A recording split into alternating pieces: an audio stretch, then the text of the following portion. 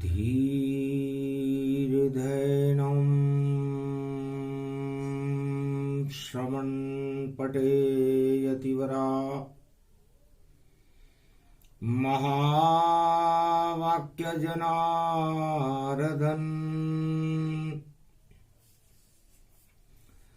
सच्चिदानन्दत्वं शरणं ब्रजेश यादवेन्द्रं दयादाता पुंडरीक्षा क्षीरसागरशयनं कमलनयनं नमस्तुते नमामि श्रीहरि। धैर्य से जिसको धारण किया जाता है, कर्णपटवों से जिनका पान किया जाता है, ऐसे सच्चिदानंद भगवान श्री यादवेंद्र सरकार को मैं नित्य ही चिंतन करता हूं, नमन करता हूं। जिनको नमन करने से मंगल आदि मंगल तो हो ही जाते हैं, साथ ही में बहुत बड़ा बल मिलता है मनुष्यों को। प्रथम वंदना श्री कृष्ण की, वाणी करे गुणगान। आज मोक्षदा एकादशी और खड़े कृष्ण भगवान। कलयुग रविवार में जाना, अगहन मास गीता को माना। बोल रहे यदुनंदन जानो, भारत को नंदन कानन मानो। आनंद कंद मुकंद मुरारी, और श्री कृष्ण है बांके बिहारी। बजे बांसुरी जिनकी प्यारी, वही गीता का ज्ञान हमारी। प्रथम वंदना कृष्ण की, कलयुग वाणी की। और एकादशी है मोक्षदा, और मोक्ष गति लवलीन। सारा जगत जब एक ही दिशा चले तत्काल,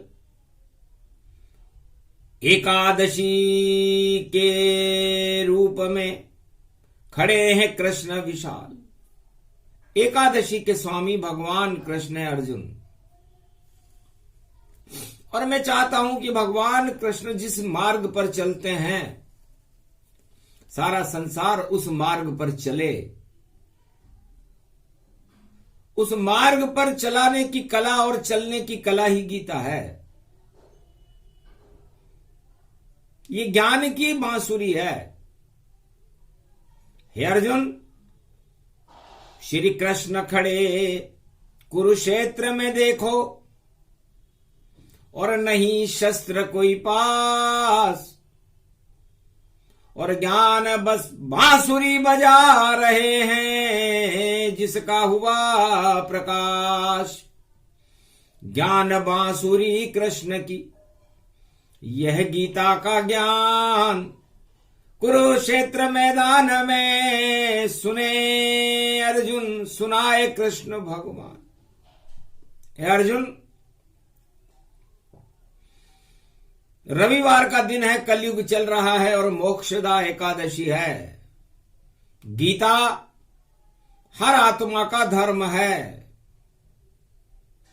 हर आत्मा का अर्थ है, हर आत्मा का काम है, हर आत्मा का मोक्ष है। तो ये जीवन धर्म, अर्थ, काम और मोक्ष, इस चार चतुर्भुज स्वरूप में आत्मा को घुमाना, एक ही दिशा में घुमाना ही गीता है। और इसको संपूर्ण भारत में भगवान कृष्ण इसे पीता है, इसमें जीता है और सारे संसार का मार्गदर्शन करती है गीता। तो गीता ज्ञान की बांसुरी और जिसे बजावे कृष्ण, और कैसा भी अज्ञान हो जाए मरणासन। तो हमें हमारी आत्मा में ज्ञान की बांसुरी बजाना चाहिए और अज्ञानता को दूर भगाना चाहिए। दो शक्तियां होती हैं इस संसार में, एक धर्म जिसे ज्ञान की बांसुरी कहते हैं, एक होता है अधर्म जिसे दानव शक्ति और आसुरी शक्ति कहते हैं।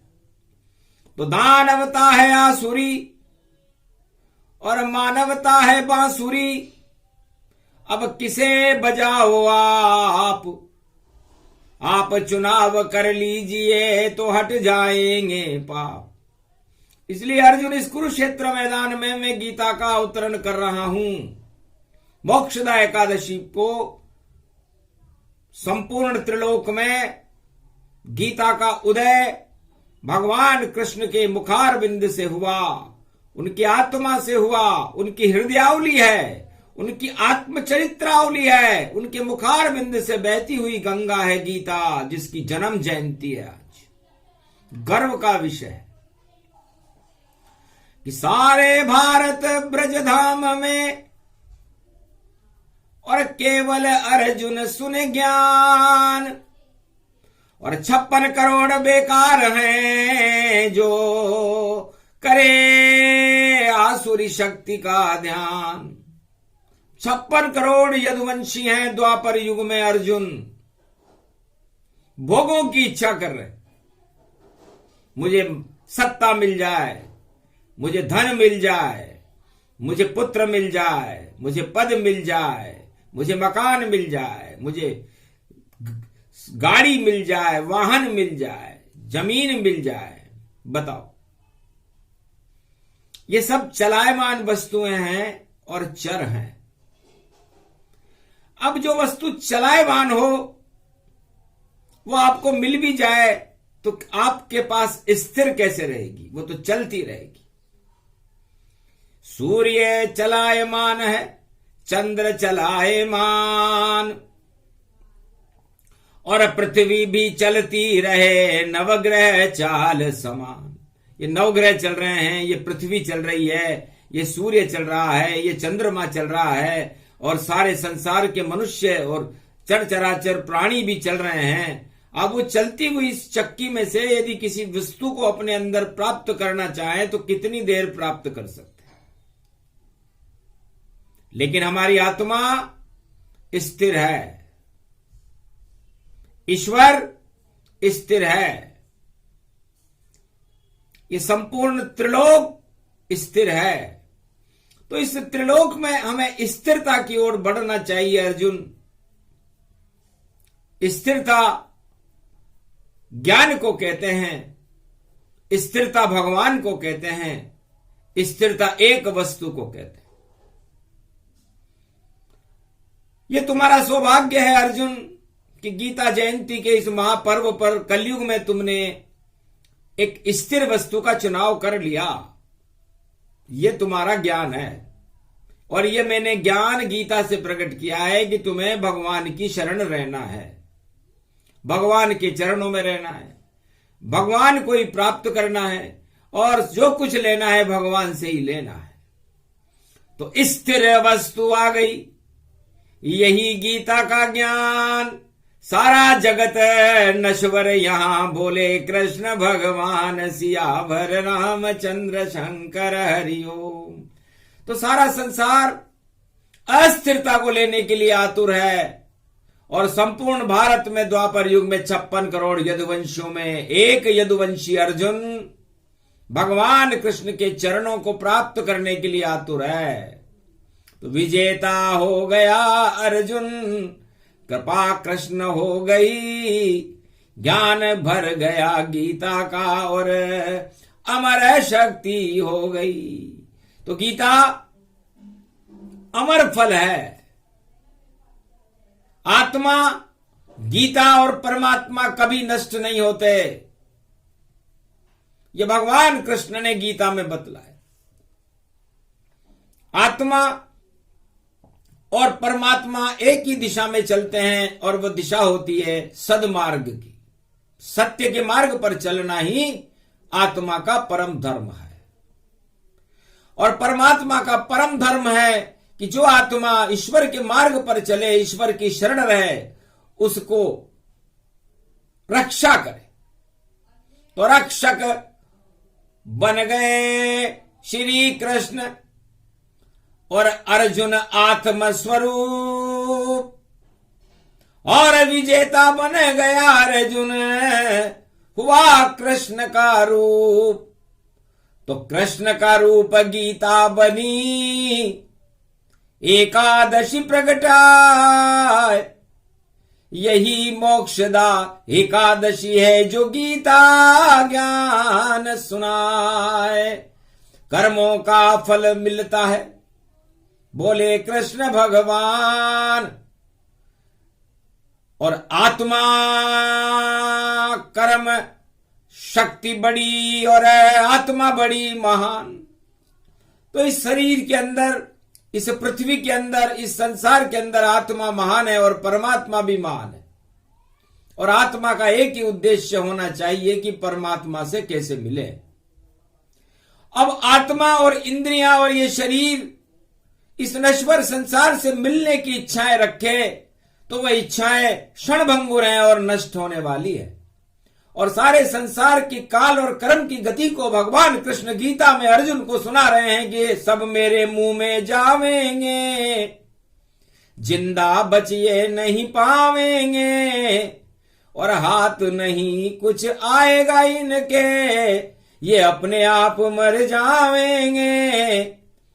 तो फिर कैसे ये सुख पावेंगे, दुख दुख दुख दुख इनके आवेंगे, फिर ये कैसे मौज मनावेंगे, इसको हम गीता में समझावेंगे।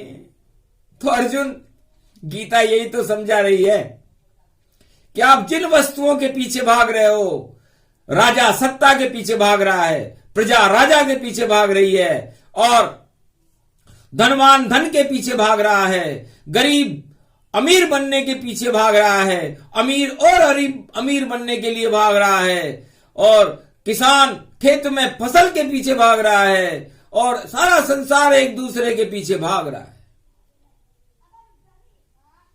और भागने के बाद उसके हाथ में कुछ नहीं आता, तब वो निराश हो जाता है।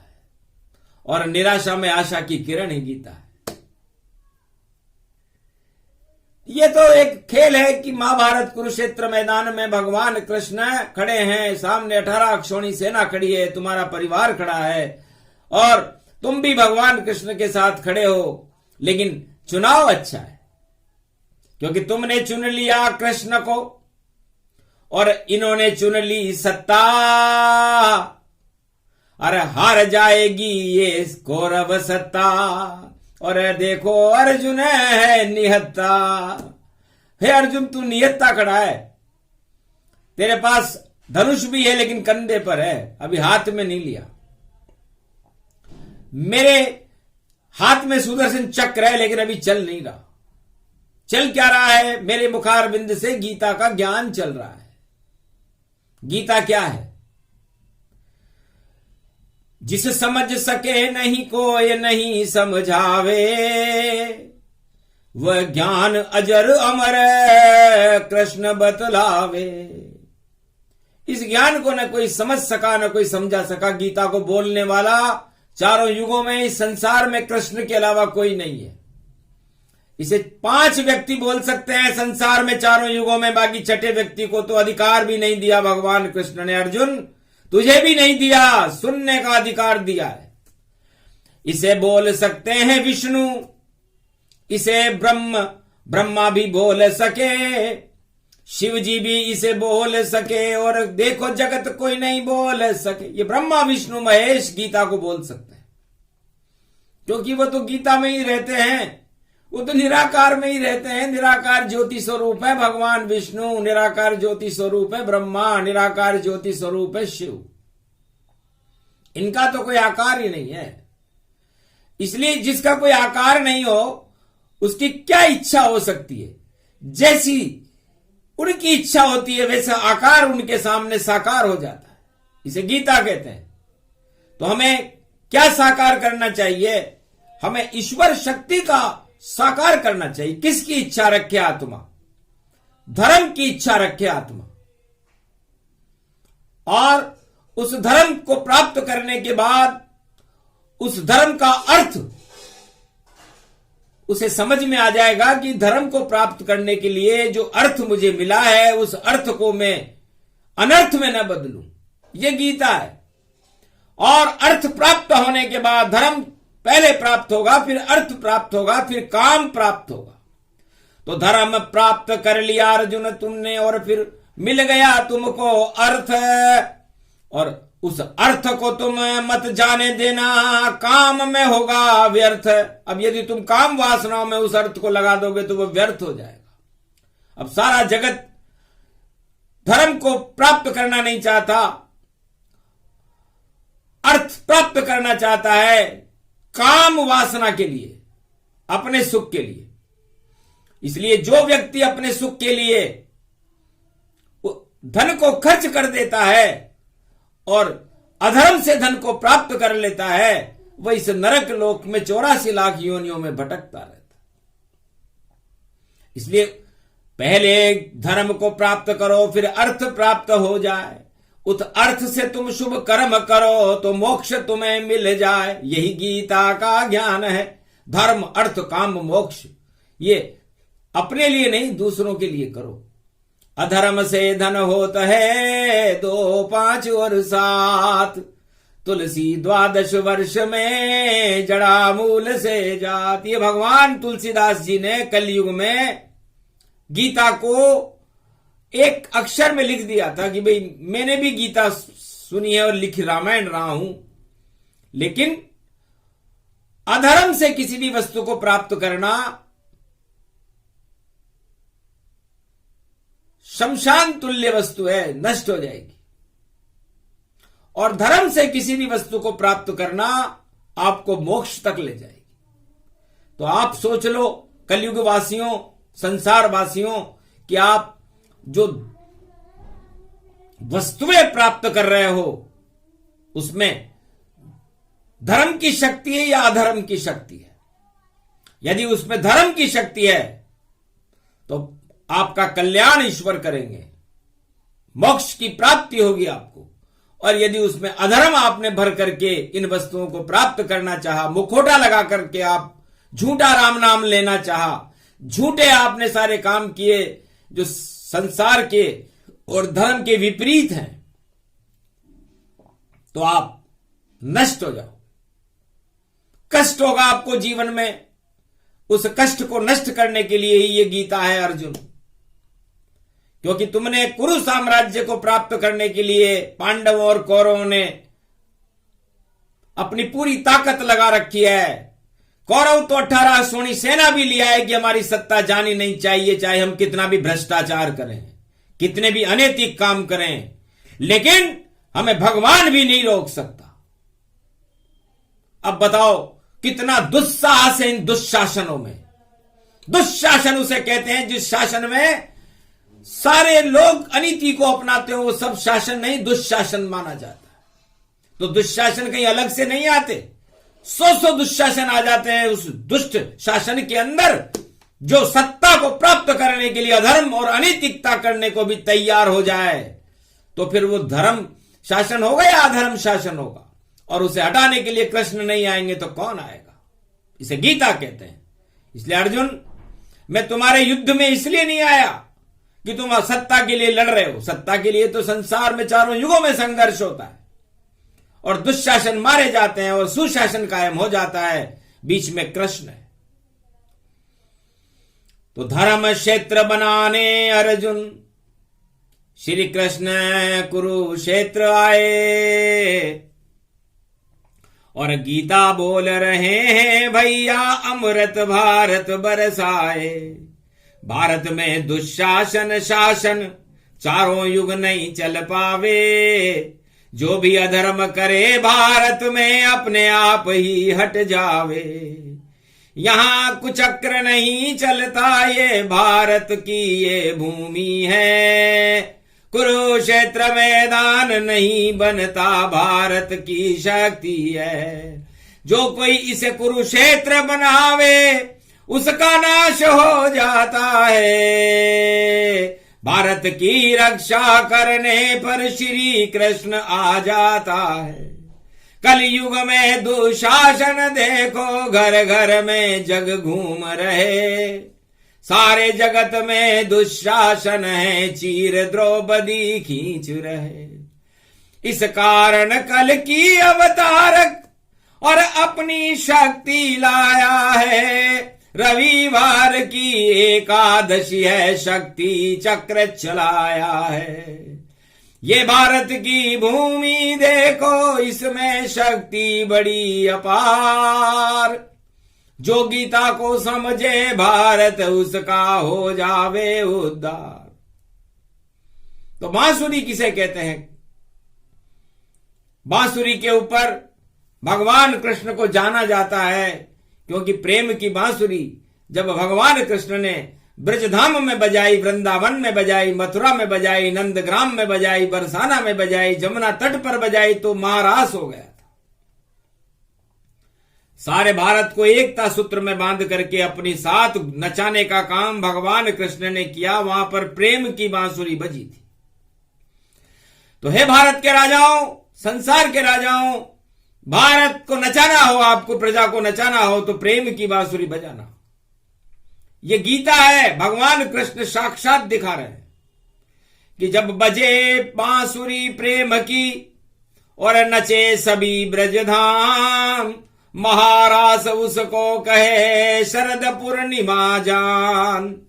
अमृत टपकने लगता है जब सारा संसार उस राजा के पीछे भारत में घूमे और राजा अपनी प्रजा पर प्रेम प्रकट कर दे तो एकता सूत्र कहलाता है। वह कृष्ण राज है, प्रेम राज है। तो प्रेम से भारत को वशीभूत किया जा सकता है, जीता जा सकता है, लेकिन शक्ति से और कुरुक्षेत्र बना करके कोई भारत को विजेता नहीं बन सकता।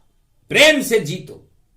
तो सभी राजाओं को भगवान कृष्ण गीता में ज्ञान दे रहे हैं, प्रजा को भी दे रहे हैं और राजा को भी दे रहे हैं कि सबसे प्रमुख उद्देश्य राजा का प्रेम होना चाहिए। और जो शब्द बोले इतने प्रेम से बोले कि सारा राजा, सारी प्रजा भारत की उस राजा के पीछे पीछे घूमे। कृष्ण के अलावा आज तक कोई भी प्रजा भारत की किसी राजा के पीछे नहीं घूमी क्योंकि राजा प्रेम जानता ही नहीं था। भगवान राम की शक्ति के पीछे नहीं घूमी क्योंकि राम मर्यादा में थे। क्षत्रिय वंश में थे राम और यदु वंश में थे कृष्ण, जिन्होंने राम राज्य की स्थापना की। ये गीता के सूत्र हैं। हर राजा को याद कर लेने चाहिए और प्रजा को भी याद कर लेने चाहिए कि गीता कोई किताब नहीं, ये तो भारत का खिताब है। चारों युगों में इस भारत के अंदर यदि शांति की स्थापना करनी हो तो गीता को हाथ में रखना चाहिए।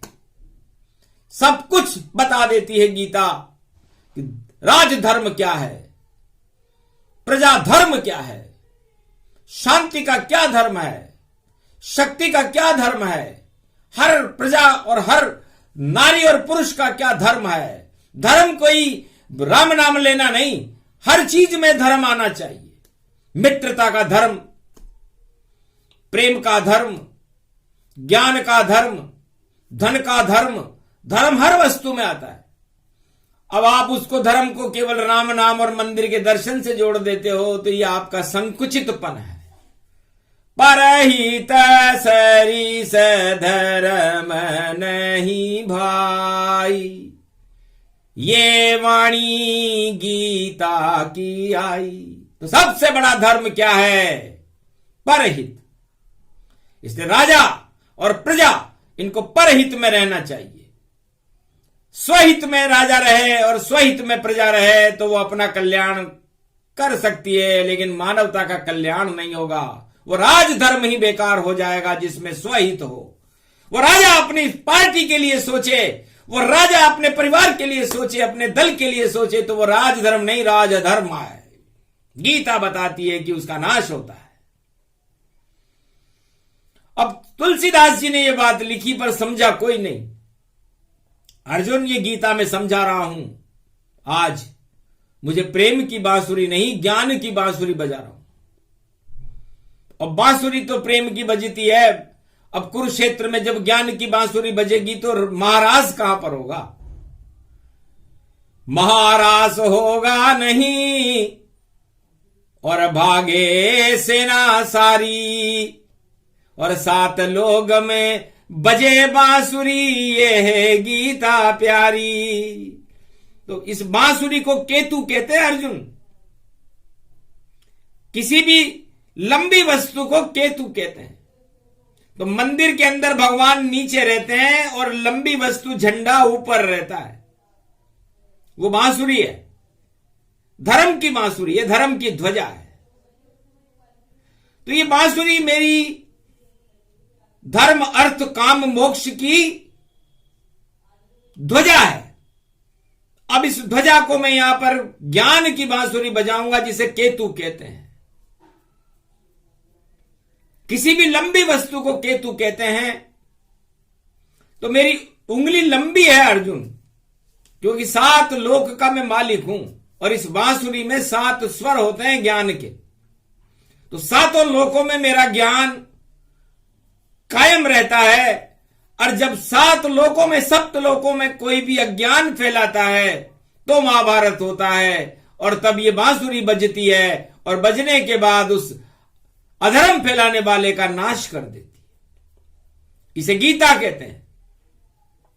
तो गीता बन गई बांसुरी और बजा रहे हैं कृष्ण, और महाभारत में पांडव बन गए विजेता और मना रहे हैं जश्न। तो ये मेरी गीता ज्ञान की बांसुरी में यहां नहीं बजाता, तो अज्ञानता के ऊपर बजाइए। क्योंकि यहां का राजा धृतराष्ट्र अपनी सत्ता को बचाने के लिए 18 अक्षौणी सेना लेकर के आया। बड़ी बड़ी चालें चल रहा है। शकुनी, भीष्म, द्रोण, कर्ण, बड़े बड़े योद्धा खड़े हुए हैं। अरे योद्धा तो एक ही काफी होता है। भीष्म को पता नहीं है क्या? द्रोण को पता नहीं है क्या? ये 18 विश्व की सेना को लाने से क्या मतलब हुआ इस कुरुक्षेत्र भारत में? क्या भारत को तुम गारत करना चाहते हो? भारत में किसी भी विश्व की सेना आ जाए हार जाएगी। क्यों? क्योंकि यहां का विजेता तो कृष्ण है, ज्ञान है।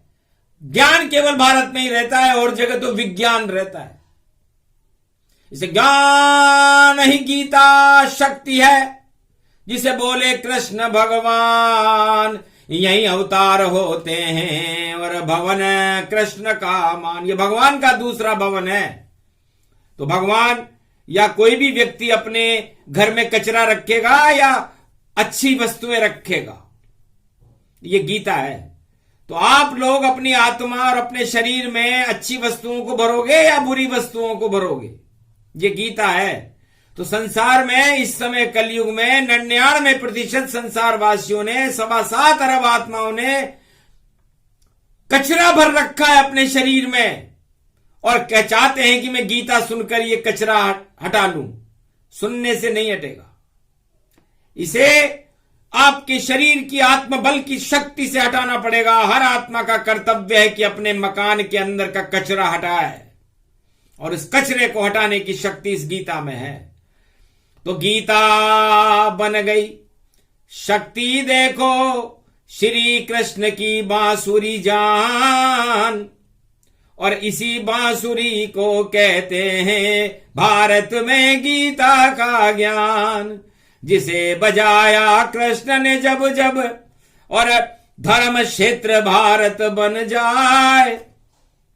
सारा अधर्म ही नष्ट हो गया जब गीता श्री कृष्ण सुनाए। तो आज जन्म की जयंती भारत मोक्षदा एकादशी जब आए, श्री कृष्ण गीता में बोले अर्जुन सुने शक्ति सब ताए। तो अर्जुन उसे सुन रहा है। तो ये गीता है। अब गीता को लोगों ने अरबों बार पढ़ लिया इस भारत में, और गीता को सुनाने वालों ने अरबों बार भारत में इसे सुना दिया, लेकिन न सुनने वाला समझा न सुनाने वाला समझा सका। बस क्योंकि गीता 5 व्यक्ति बोलते हैं, जो छठा व्यक्ति को अधिकार ही नहीं है बोलने का। यह भगवान कृष्ण कलयुग में बता रहे हैं कि ब्रह्मा विष्णु महेश और ब्रह्मवेता इसे बोल सकते हैं। बाकी किसी भी आत्मा को गीता पर बोलने का अधिकार भगवान ने नहीं दिया। गीता सुनने का अधिकार तो दिया है। तो गीता बोलने की वस्तु नहीं है, सुन करके अपने जीवन में उतारने की वस्तु है। और इसे अपने जीवन में उतार करके आप लोग अपने कचरों को हटाइए, आसुरी शक्ति को हटाइए, क्योंकि कौरव 18 अक्षोणी आसुरी सेना खड़ी हुई है। क्या चाहती है कि धृतराष्ट्र का शासन कायम रहे और पांडवों का हम कत्लेआम कर दें, 5 गांव भी नहीं दें। विनाश का कारण है, विनाश के संकल्प से खड़ी है सेना। और अर्जुन भगवान श्री कृष्ण के चरणों में पड़ा हुआ इच्छा कर रहा है कि सत्ता नहीं मुझे चाहिए, मुझे चाहिए सत्य का ज्ञान। और गीता सुना रहे हैं अर्जुन को कलयुग में श्री कृष्ण भगवान। तो द्वापर में भी सुनाई और कलयुग में भी सुना रहे हैं। तो क्या इच्छा है उसकी? सत्ता लेने की तो इच्छा ही नहीं है। सारी इच्छाएं तो मैंने ही खत्म कर दी। तो गीता मनुष्य के अंदर जितनी भी कोई इच्छाएं हैं उनको समाप्त कर देती है। यदि आत्मा प्रबल हो जाए तो फिर उसे काम क्रोध मद लोभ 8 तरह के मद अच्छे नहीं लगते। और जिसको 8 तरह के मद अच्छे लगते हो तो वो देवता नहीं दानव है। उसका पतन होगा, चाहे वो राजा हो या प्रजा हो या धनवान हो या कोई भी इंसान हो या नर नारी हो, सारे संसार में कहीं भी रहता हो। तो सोचो, हर मनुष्य को सोचना चाहिए कि मेरी इच्छाएं कैसी है। वह इच्छाएं ही उसकी मृत्यु का कारण है। और यदि उसके अंदर उन इच्छाओं के त्याग करने की भावना आ जाए तो वो गीता है, वो ज्ञान है और वो उसको अमर कर देगी। तो केवल द्वापर युग में भैया अमर 5 ये होए, 5 पांडव ही अमर हुए और हुआ नहीं कोई। न भीष्म अमर हुए, न द्रोण अमर हुए, न कोई अमर हुआ, न कोई वो साम्राज्य करने वाला धृतराष्ट्र और दुर्योधन अमर हुआ। अमर कौन हुए? 5 व्यक्ति हुए जिन्होंने गीता सुनी थी। और वह सशरीर भगवान के पास बद्री वन में होते हुए स्वर्ग की सीढ़ी पर चढ़कर बैकुंठ को गए थे। और एक कुत्ता था वहां पर। कुत्ता अशुभ शब्द नहीं है, भगवान भैरव का वाहन है, वफादार होता है। कु का मतलब कुरीतियां। तो उस कुत्ते ने सोचा कि मेरी जिंदगी व्यर्थ है, मेरे को इधर उधर रोटी के टुकड़े खाने के लिए गलियों में भटकना पड़ता है। मेरे अंदर कोई जरूर कुविचार रहे होंगे पूर्व जन्म में, और इसको मैं कैसे हटाऊं? ये कुरीतियां मेरे से कैसे हटे? तो एक कोने में बैठा रथ के पास, और जो जो बोला कृष्ण ने और उसकी मिट गई प्यास। तो वो कुत्ता इन 5 पांडवों के साथ धर्म बनकर के आगे आगे चला था। उसने अपनी सारी बुराइयों को ही समाप्त कर लिया। उसका कालापन जाता रहा और तरन तारण होकर के बैकुंठ को चला गया। कहने का मतलब यह है कि यदि कितना भी बुरा आदमी हो, यदि वो अपनी बुराइयों का त्याग करने के लिए गीता को पढ़ता है और उसको जीवन में उतारता है तो वह मोक्ष को प्राप्त होता है। इसमें कोई संशय नहीं। इसलिए गीता सुनने का विषय नहीं है, गीता सुनाने का विषय भी नहीं है। ये तो ब्रह्मवेताओं का विषय है। ये निराकार की ज्योति है, इसको आत्मा में प्राप्त करना चाहिए और इस आत्मा को प्रबल करके अपने अवगुणों को हटाना ही गीता है। क्योंकि 10 इंद्रियां जो आपके शरीर में है और ये जो आत्मा है, ये प्रबल करके आप 10 इंद्रियों के भोगों का जब त्याग करोगे तब गीता बची, और वह गीता आपको, वो आत्मा आपकी मोक्ष में चली जाएगी। और यदि आप इन 10 इंद्रियों के भोगों में फंस गए, संसार के भोगों में फंस गए, सत्ता के भोगों में फंस गए, या किसी भी भोग में फंस गए, तो आपका पतन होगा। और पतन होने के बाद उत्थान करने के लिए गीता है। तो जिस देश का पतन हो रहा हो, जिस मनुष्य का पतन हो रहा हो, जिस राजा का पतन हो रहा हो, जिस सत्ता का पतन हो रहा हो, या किसी भी तरह से किसी व्यक्ति का पतन हो रहा हो, तो सबसे पहला संदेश भगवान कृष्ण मोक्षदा एकादशी को भारत में दे रहे हैं कि वह गीता को अपने जीवन में उतारे,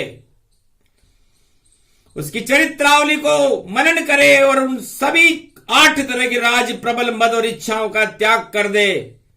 तो फिर किसी पंडित और ज्योतिषी के पास जाने की जरूरत नहीं है, अपने आप ही उसको अंदर प्रकाश हो जाएगा और वो पतन से उत्थान की ओर चला जाएगा। तो गीता पतन से उत्थान की ओर ले जाने का एक रास्ता है, मोक्षदायक है, एक ऐसा फल है जिसमें सारे कर्म आ जाते हैं, शुभ और अशुभ। तो शुभ कर्म यदि वो एक भी प्राप्त कर लेगा तो 99 अशुभ कर्म अपने आप ही समाप्त हो जाएंगे और बेतरणी नदी से पार होकर के वह आत्मा परमात्मा में चली जाती है। हे अर्जुन, विस्तृत ज्ञान तुझे समझाया, शरण कृष्ण की अर्जुन आया, शरणागत वत्सल भगवाना,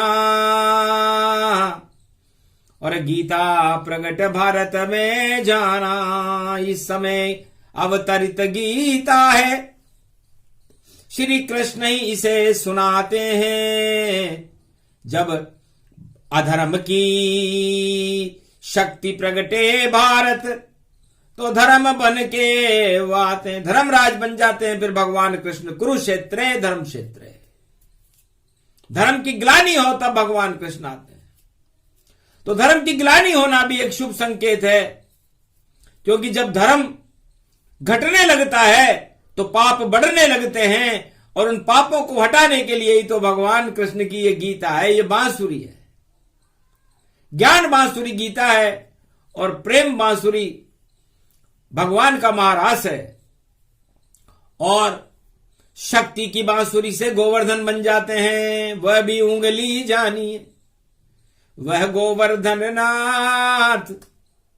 और हार गया राजा इंद्र भी, और बच गया भारत जात। पूरा ब्रजधाम को बचा लिया, भारत को बचा लिया भगवान कृष्ण ने।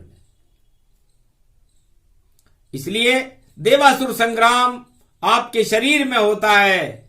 आत्मा देवता का स्वरूप है और इंद्रियां कौरवों का स्वरूप है। और जब इच्छाओं के लिए आत्मा से संघर्ष करता है आदमी, तो वह निराश होकर के बैठ जाता है और देवासुर संग्राम प्रारंभ हो जाता है। और उस महाभारत से उस आत्मा को कोई नहीं बचा सकता, जब तक वो अपनी आत्मा में भगवान कृष्ण को न बुला ले।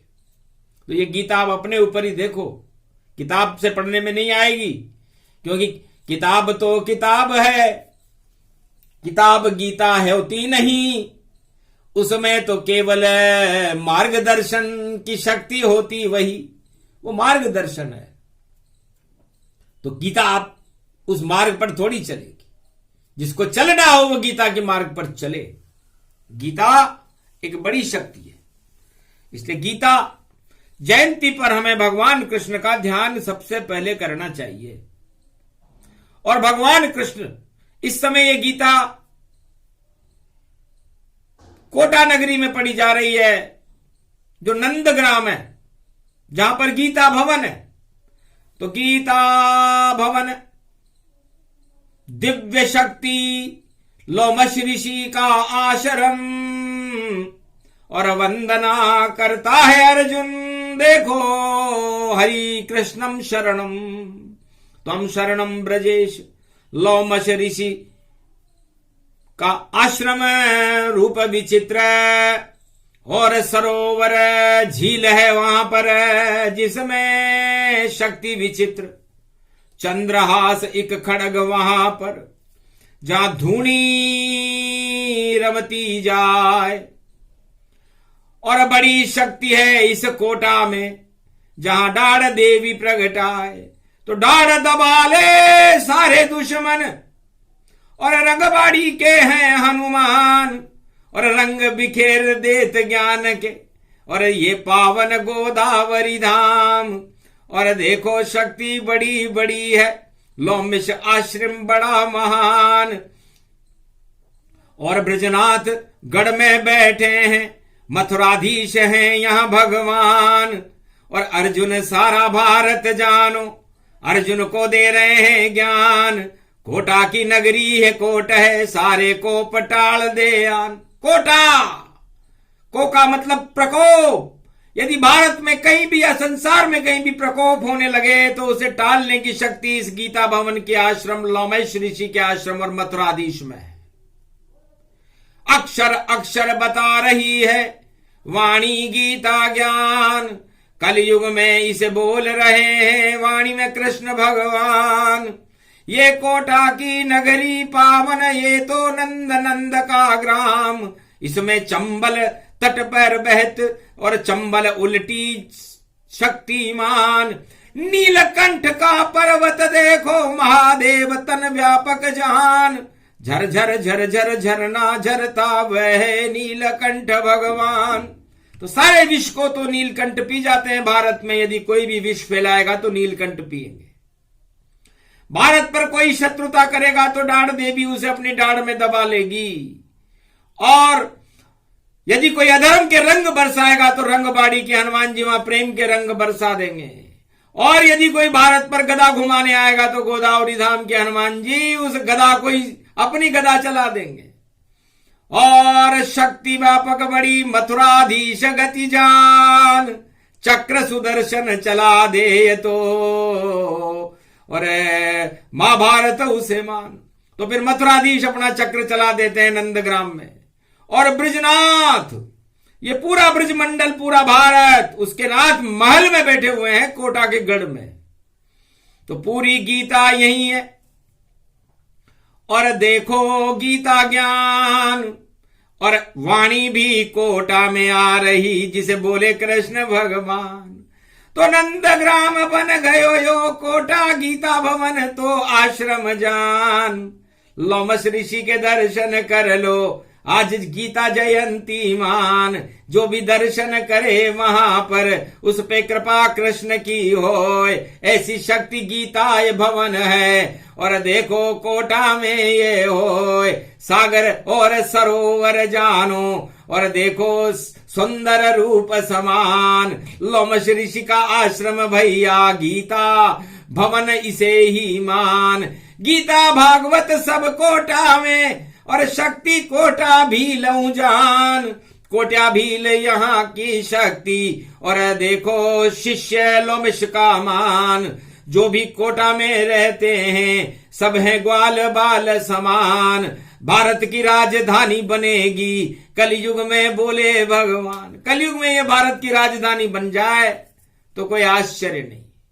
जैसे कुरुक्षेत्र, हस्तिनापुर में भगवान कृष्ण ने जब गीता बोली तो हस्तिनापुर भारत की राजधानी बन चुका था। और कलयुग में कोटा में जब गीता बोल रहे हैं भगवान कृष्ण, तो राजधानी कोटा ही बनेगी, इसे कोई रोक नहीं सकेगा। नंदग्राम राजधानी है, और यह है ब्रजधाम। और पहले से ही राजा ब्रजनाथ यहाँ के, और झूठ नहीं कोई काम। यहाँ के राजा तो भगवान की कृपा से ब्रजनाथ जी हैं। रावण को मारने भी कोटा में ब्रजनाथ जी जाते हैं, जबकि रावण को मारने राम जाते हैं। ये भी एक विचित्र बात है। तो पूरे कोटा धाम की और गीता दई सुनाए। ये प्रसंग जो भी सुने तो कोप सभी हट जाए। प्रेम बांसुरी, ज्ञान बांसुरी, धर्म अर्थ चक्र सुदर्शन, और सारी बांसुरी जाए। और बज रही बांसुरी प्रेम की, और सुने अर्जुन आए। तो जो इसका अर्जन कर रहा है, वाणी सुना रहा है, इस समय अर्जुन बना हुआ है।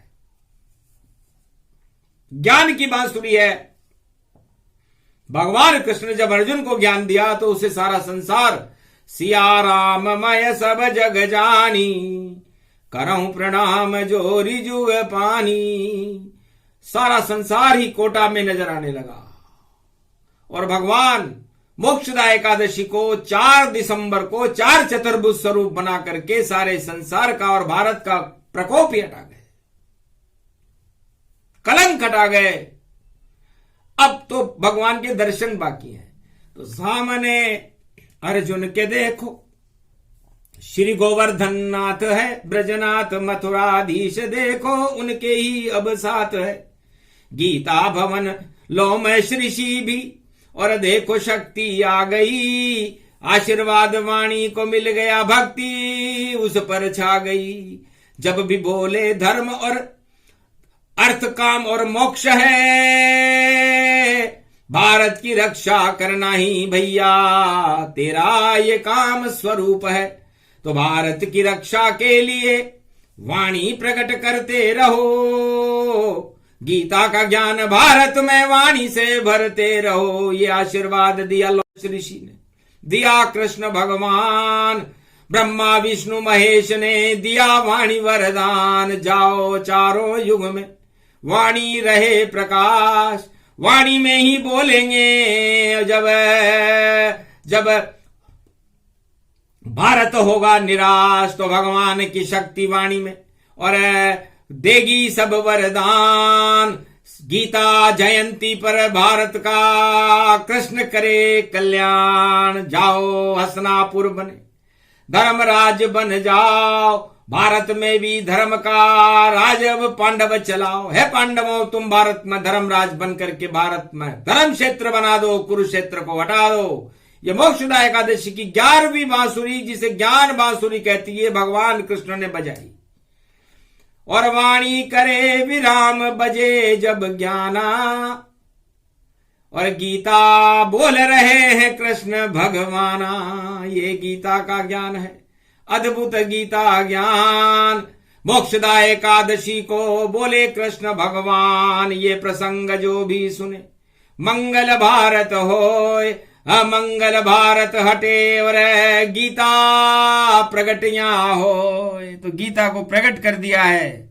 भारत में मंगल ही मंगल है, 10 दिशाओं में मंगल है, और सारे दंगल ही समाप्त कर दिए। इसे गीता कहते हैं। कुरुक्षेत्र मैदान में विजेता अर्जुन हुआ, भारत हुआ, और सारे संसार में विजेता भारत ही रहेगा। जगत गुरु भारत ही बनेगा, और भारत ही विश्व में शांति के संदेश फैलाएगा। यह आशीर्वाद मोक्षदा एकादशी को भगवान कृष्ण ने कलयुग में भारत को दिया, भारत की प्रजा को दिया। बोलो जय भारत माता, जय श्री कृष्ण, जय लोमेश ऋषि की, भारत माता की, कोटा नगरी की जय हो, गीता भवन महाशक्ति की जय हो। जय श्री राम, जय श्री कृष्ण।